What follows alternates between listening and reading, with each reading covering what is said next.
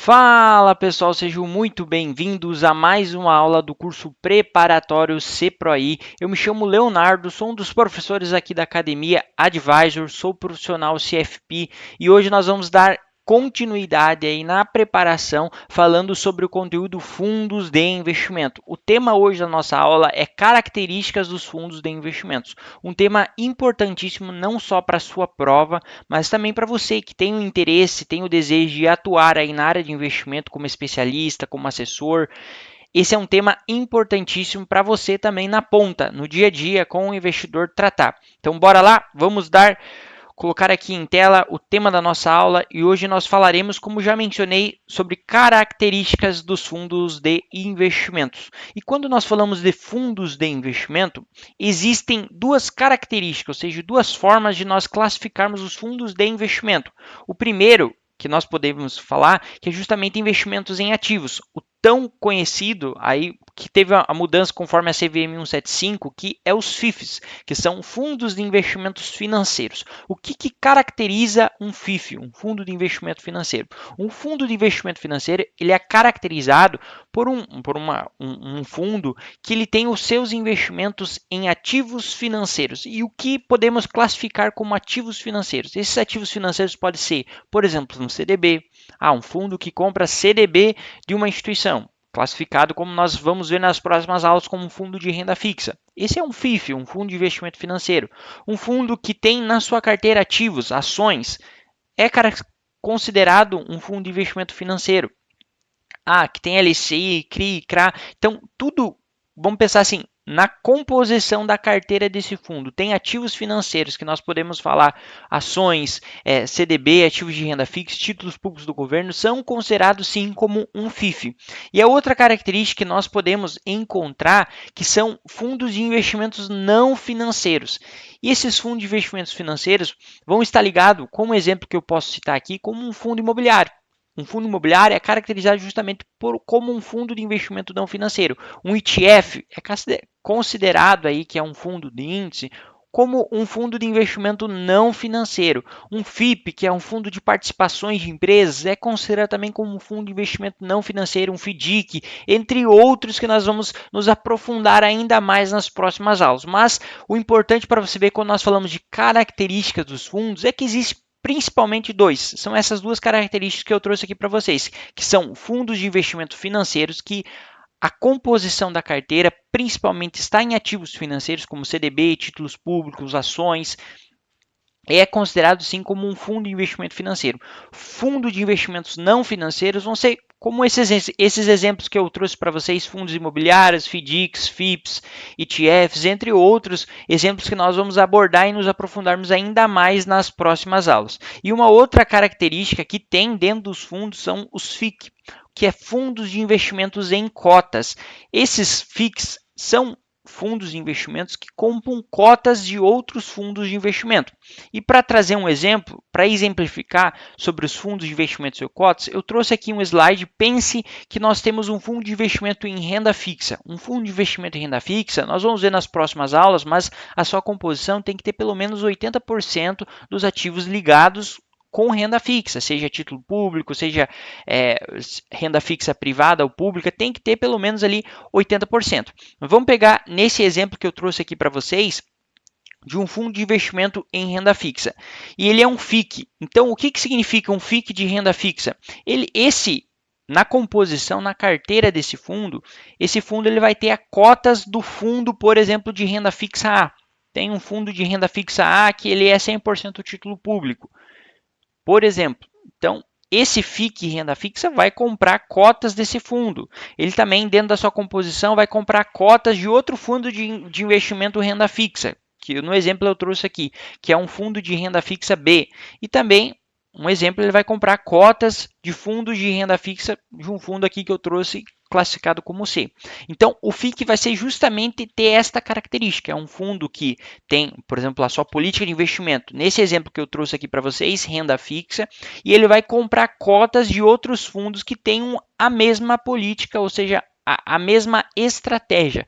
Então, nesse exemplo, ele compra cotas do fundo A, fundo B e fundo C, todos classificados como renda fixa. Se fosse, por exemplo, um FIC, por exemplo, de fundo de ações, em vez de ele comprar fundo de renda fixa, ele compraria cotas de um fundo de ações. Então, essa é a ideia justamente do FIC.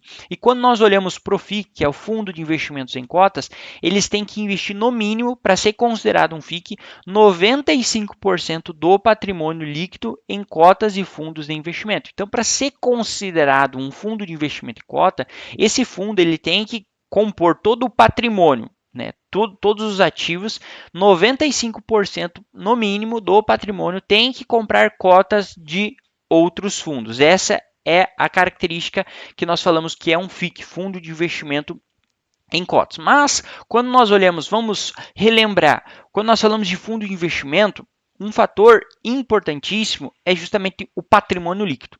E como que é composto o patrimônio líquido de um fundo de investimento? Então vamos pegar esse exemplo. Nós temos aqui um investidor, né, que ele tem dinheiro, como nós já usamos exemplo, um investidor superavitário que está em busca de diversificação, acesso às taxas melhores, a rentabilidade melhor, com uma gestão profissional, e ele vai em busca de um fundo de investimento.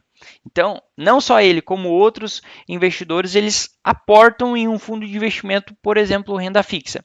A junção de todos os aportes, o aporte meu, o aporte seu, o aporte do vizinho, do ciclano, do beltrano, vai formar justamente o patrimônio líquido do fundo como um todo, o fundo de investimento. Então, o patrimônio líquido ele vai refletir o valor real que pertence ao cotista após todas as obrigações serem deduzidas. E é aqui que é o ponto, justamente que confunde muita gente. O patrimônio líquido, então, é a junção de todo o valor pertencente a todos os cotistas. No exemplo, é o valor do Leonardo, do Eduardo, do Carlos, do vizinho. Não apenas.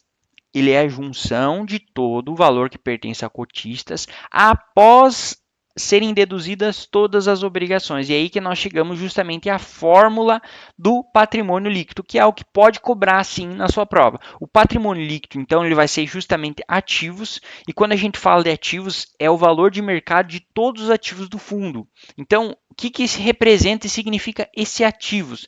Ele vai falar justamente de todos os investimentos que compõem a carteira. Vamos pegar um exemplo, o CDB, o título público, o título pré-fixado, o FIC, ou seja, todos esses ativos vão estar compostos aqui pelo patrimônio líquido, mais o caixa, que é justamente aquele valor que não está aplicado em ativos financeiros ou não financeiros, que justamente fica em caixa para eventuais resgates, deduzido as despesas. E aí é um exemplo que eu trouxe aqui para vocês que pode ser cobrado na prova de vocês, exemplos de despesas. O que são despesas que vai ser deduzidas no patrimônio líquido do fundo, né, que reflete no valor aí que os cotistas têm. Justamente a taxa de administração, taxa de performance e também a taxa de custódia. Essas são as principais despesas que eu trouxe aqui para vocês. A taxa de administração é justamente a cobrança que o administrador tem para fazer toda a gestão do fundo.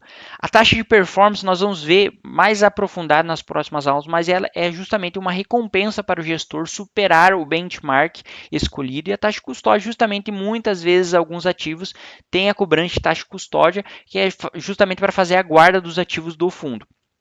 Então, quando a gente fala do patrimônio líquido, ele é composto por essa forma: ativos mais caixa menos despesas. Então, o patrimônio líquido vai ser todo o valor que todo investidor coloca no fundo, meu valor, o seu, o vizinho, o parente, coloca, deduzido das despesas que são a taxa de administração, taxa de performance e a taxa de custódia, nesses exemplos que eu trouxe para vocês. E aí, um ponto também que traz muita dúvida é a respeito da cota. Como calcular a cota, como encontrar a cota de um fundo. E eu trouxe novamente o mesmo exemplo, vamos pegar do investidor superavitário, não só um, mas vários que tem selecionado nesse exemplo, várias pessoas que alocam no fundo, que é, como eu trouxe aqui, que é considerado o patrimônio líquido, que nós já falamos, e dentro desse patrimônio líquido nós temos cada cotista, ele tem uma cota que vai depender do valor aplicado, a quantidade de cotas vai depender do valor aportado, mas sim dentro desse patrimônio existe uma parcela que é de cada cotista. E aí eu trouxe justamente as características de uma cota. As cotas, elas são nominativas e representam uma parcela do patrimônio líquido do fundo. Ou seja, o que significa quando nós falamos que as cotas são nominativas? Ou seja, elas são no nome do cotista.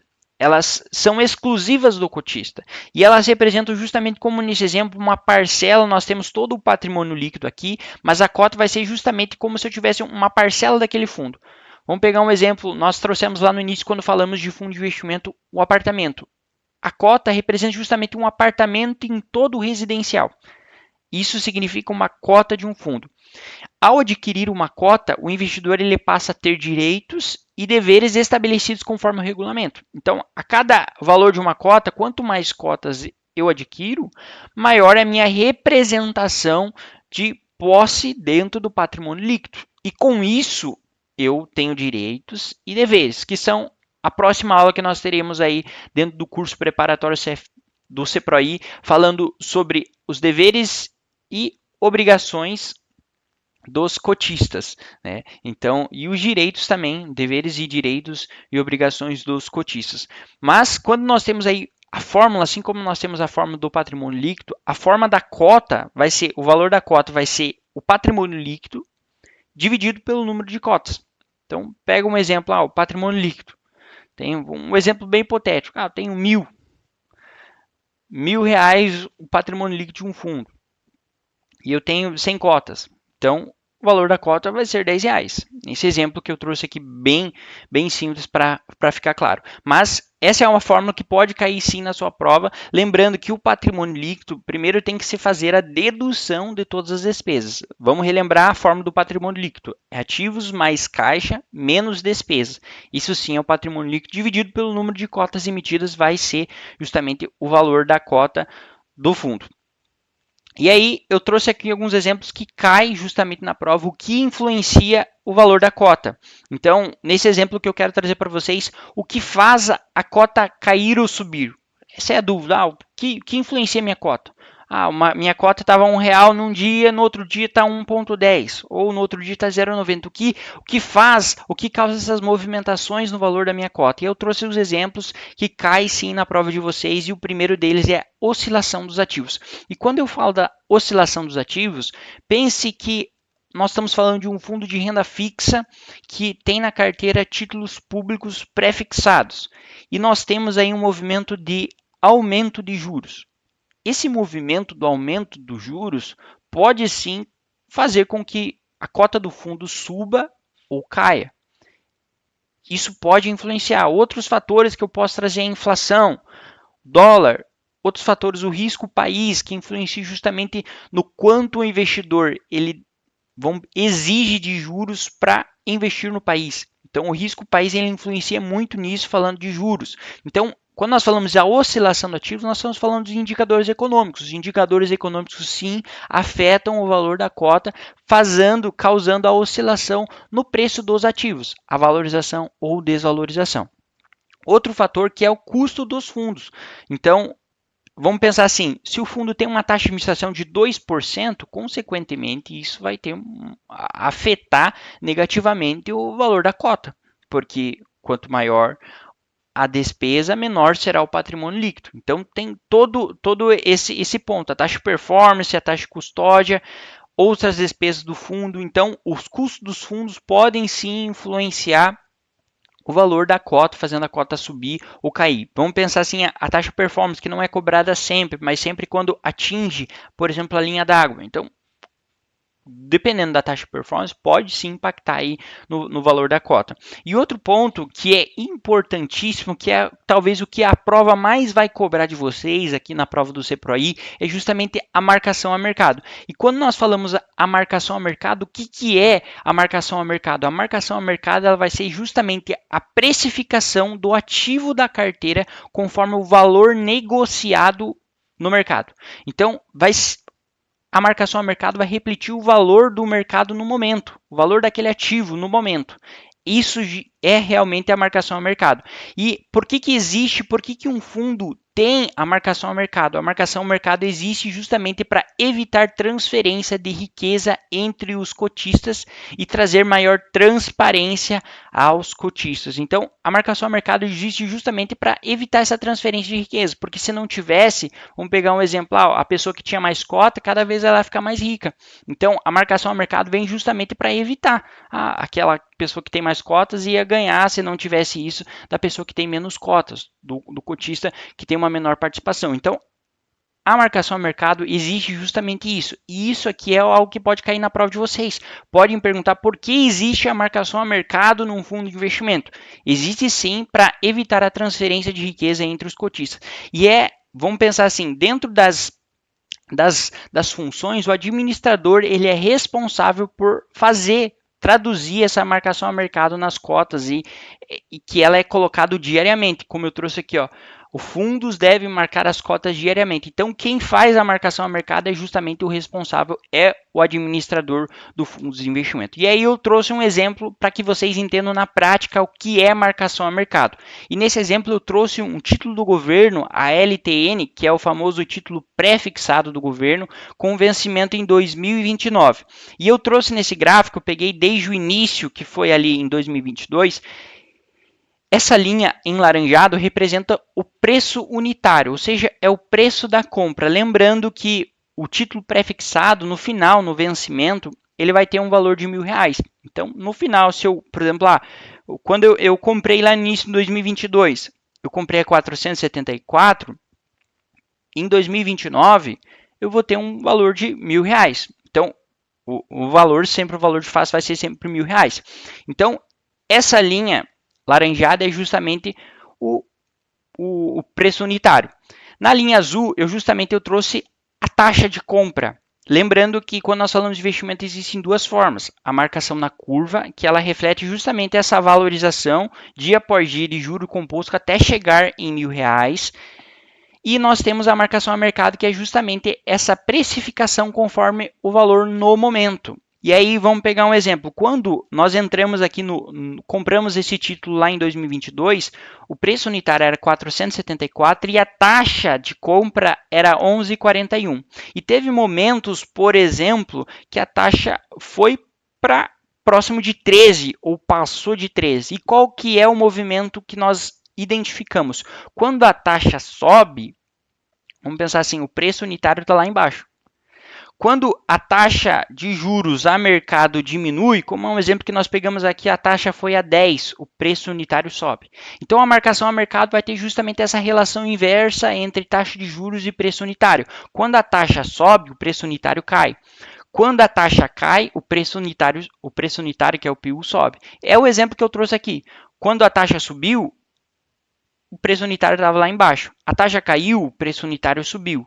A taxa voltou a subir, o preço unitário caiu. A taxa voltou a cair, o preço unitário subiu. Então, é justamente essa relação inversa que a marcação ao mercado vai ter. E eu trouxe aqui um exemplo na prática, eu fazer uma simulação para que vocês identifiquem essa relação da marcação ao mercado. Eu trouxe o mesmo título, só que eu peguei aqui uma data de compra. Eu comprei na data do dia 25/5/2026. Um exemplo, o vencimento é o vencimento do título, que é dia 1/1/2029. Então, desde a data da compra até a data do vencimento, eu tenho 652 dias úteis. E nessa primeira simulação, então, o meu valor nominal, que é o valor que eu vou chegar, ao valor de face lá no final é R$1.000. A taxa que eu contratei, esse exemplo que eu peguei, é um exemplo real, né, considerando ali a taxa nessa data. Então, a taxa de 12,62. E aí, eu peguei, só para vocês identificarem, esse aqui é um exemplo de marcação na curva. Então, eu peguei o mesmo exemplo que daqui, vamos pensar, passado-se um ano, 252 dias úteis, esse título estava sendo vendido com o mesmo preço, com a mesma taxa, 12,62. Então, a minha variação seria uma variação positiva de 12,62 em percentual. Mas eu trouxe um outro exemplo que nessa mesma data, por exemplo, de 400 dias úteis, ou seja, passado-se um ano da data da compra, a taxa não estava 12,62. A taxa devido a melhoras, porque essa movimentação da taxa, ela representa justamente uma expectativa do investidor. Se o investidor vê uma melhora na economia, ele exige uma taxa menor para investir nos títulos do governo. E nesse exemplo, nós vemos aqui, eu trouxe que houve uma redução na taxa inicial contratada. Então, em vez de estar 12,62, a taxa que estava sendo vendida no momento era 11,20. Então, quando nós olhamos aqui para a valorização, a variação é 14 em vez de 12,62. E por quê? Porque é justamente o efeito que eu trouxe aqui. Quando a taxa cai, o preço unitário sobe. Então, o que eu vejo aqui? Nesse exemplo, eu tenho um título que vale 12,62, enquanto o mercado está vendendo a 11,20. Então, eu tenho um título valioso. O mercado está disposto a pagar mais pelo meu título porque ele tem mais valor. Então, esse é o efeito da marcação a mercado. Ela pode potencializar a tua rentabilidade. Eu trouxe um outro exemplo que, por exemplo, na data, passado-se um ano também da data da compra, a taxa estava sendo, esse mesmo título estava sendo vendido com uma taxa de 14% ao ano, ou seja, uma taxa maior do que a inicial contratada.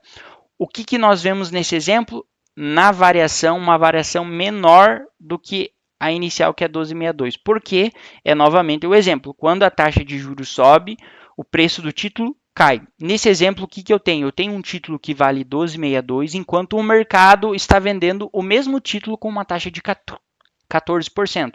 Significa que o meu título não tem valor. Ele está desvalorizado frente ao título atual. Então, os investidores falam, você quer vender o teu título? Eu compro, mas com deságio. Eu compro abaixo do que ele está valendo. E isso reflete justamente na variação, ou seja, no percentual. E essa relação da marcação a mercado impacta justamente no valor da cota. Vamos pegar um exemplo. Passado um ano, o fundo tem títulos públicos pré-fixados na carteira. Se estamos nesse cenário, nós teremos uma desvalorização das cotas do fundo. Então, eu trouxe um exemplo prático do que significa marcação a mercado aí na prática para vocês. Passando aqui para o final, para nós fecharmos essa aula, eu trouxe os tipos de cotas. Nós temos a cota de fechamento, que é a cota que vai ser calculada após o fechamento do mercado. Então, o mercado fechou, após o fechamento, eu consigo saber qual que é o valor da minha cota.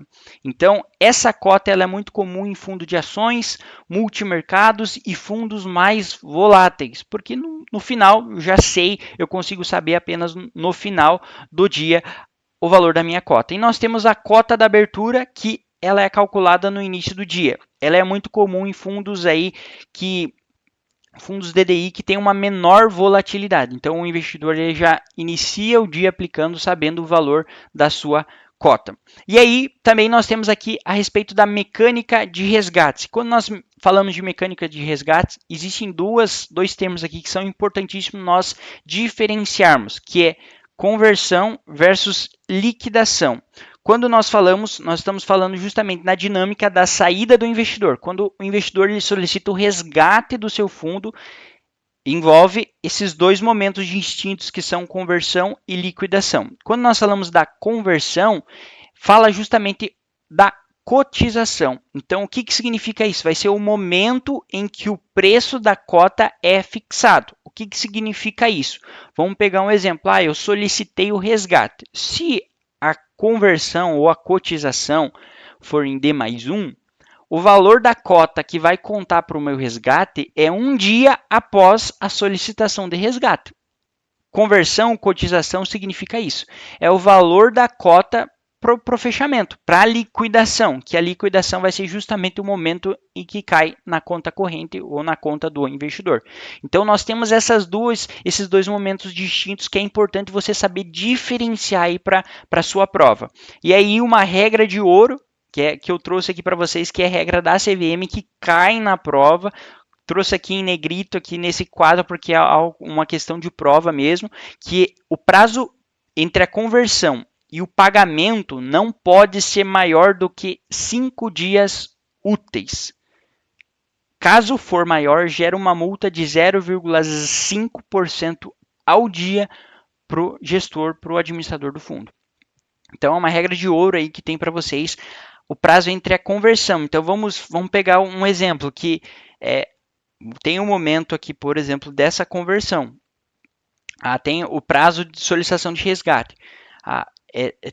Vamos pegar um exemplo que é passado em um fundo de infraestrutura, que o resgate em D mais 30, um exemplo. Então, passado 3 dias, 30 dias, vai ser a solicitação de resgate. Mas passado 30 dias, um dia ou 2 dias é justamente a cotização. Nesse exemplo, né, não pode passar de 5 dias úteis. Não pode ser 30 dias mais 5 dias aí de cotização. Porque aí sim, se passar de 5 dias úteis, vai gerar uma multa de 0,5% ao dia para o gestor ou administrador do fundo. E aí eu trouxe um exemplo aqui para vocês, para ficarem bem claro, e aí nós estamos finalizando a nossa aula. Mariana solicitou resgate total de um fundo com cotização em D mais 1 e liquidação em D mais 2, prazo contados a partir da cotização.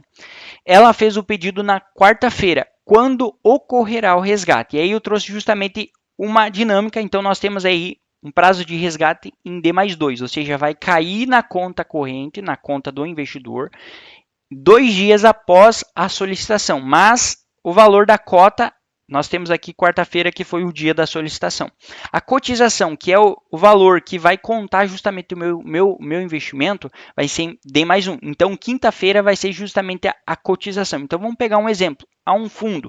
Vamos pegar um exemplo que aqui, no momento da quarta-feira, o valor da cota estava em um real. Mas passada a quarta-feira teve uma valorização. Vamos pegar um exemplo que seja uma cota de abertura. Abriu a quinta-feira com a cota no valor de 1,10. O valor que vai contar para mim ter o resgate é justamente a cota de abertura de quinta-feira, que é 1,10. E não R$1, que foi o dia da solicitação. E aí, no dia 2, D mais 2, que é sexta-feira, vai cair o valor na minha conta com base no saldo na cota da quinta-feira, que era o D mais 1. Então, essa é a dinâmica quando nós falamos aí justamente da mecânica de resgates, falando de cotização e também falando da liquidação. Então, é isso, pessoal. Chegamos aqui mais um final de mais uma aula importantíssima sobre características de fundos. E eu quero deixar aqui para você que não curtiu, não viu as nossas outras aulas, já tem aulas disponíveis no canal. Curta essa aula e compartilhe também com os amigos, marque nós nas nossas redes sociais, no Instagram Academia Advisor, e também deixe o seu comentário, o seu feedback nessa aula se você gostou e foi importante para a sua preparação. Então é isso, pessoal. Valeu, grande abraço e até mais.